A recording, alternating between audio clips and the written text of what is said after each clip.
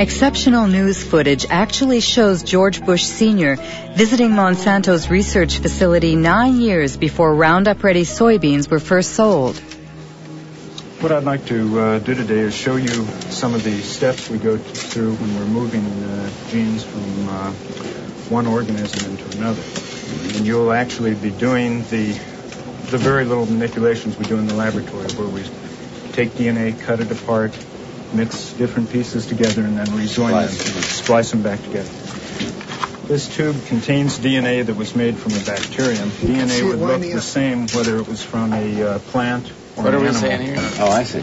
And this will lead you to do what? To have a stronger plant, or a plant that's resists herbicide? In this case, it resists the herbicide. I see. We have a fabulous herbicide. This is a chemical that will...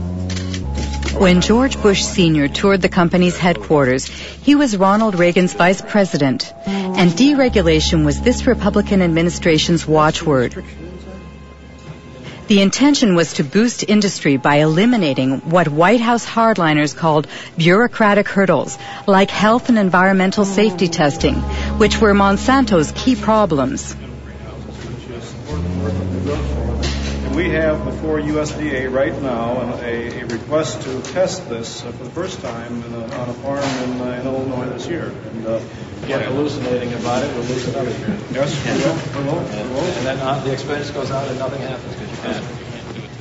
Yeah, and I would say, quite frankly, we have no complaint about the way USDA is handling it. They're going through an orderly process. They're making sure that as they deal with these new things, they do them properly. And now, if we're waiting until September and we don't have our authorization, we may say something different. Call me. We're in a dereg business.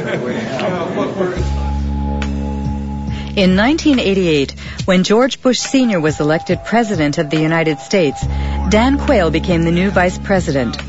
4 years later, he announced the American policy concerning GMOs, drafted just as Monsanto had wanted. We are taking this step as part of the President's Regulatory Relief Initiative, now in its second phase. The United States is already the world leader in biotechnology, and we want to keep it that way.